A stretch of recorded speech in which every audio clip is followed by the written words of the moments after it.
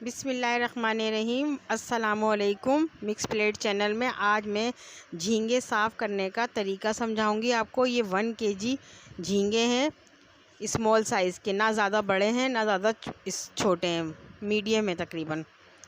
अब इसको मैं साफ़ करने का तरीका समझाऊंगी आपको, ये किस तरीके से साफ़ होते हैं और किस तरीके से इसको पकाया जाता है, सब समझाऊंगी आज। अभी मैं आपको साफ़ करने का तरीका समझा रही हूँ।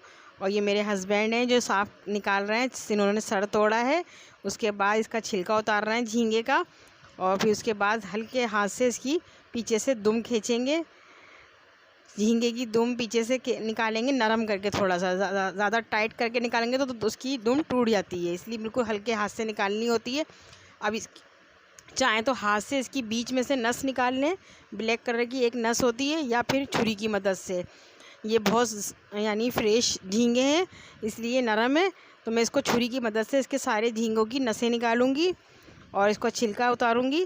पहले इसका सर तोड़ेंगे हम, फिर बीच में से छिलका उतारेंगे, फिर नीचे से दुम का हिस्सा निकालेंगे, और फिर उसके बाद तेज़ धार वाली छुरी से हम इसका बीच में से कट लगाएंगे। और इस तरीके से देखें, इसकी ये ब्लैक कलर की एक नस होती है झींगे के अंदर, ये निकालनी लाजमी होती है। ये इसको निकालना लाजमी होता है। इसको छुरी की मदद से मैंने कट लगा के इसकी नस निकाल ली है। और इसी तरीके से सारे झींगों के साथ सारे झींगे इसी तरीके से बनेंगे, और इसको बनाने में बहुत टाइम लगता है। ये 1 केजी झींगे हैं, तकरीबन इसको 1.5 से 2 घंटे लगे हैं मुझे बनाने में, और इसको इसकी नसें वगैरह निकालने में, छिलका उतारने में। तो ये 1 केजी थे, तो ये इसका छिलका हटा के तकरीबन ये आधा किलो बचे, यानी 500 ग्राम इस झींगे बचे।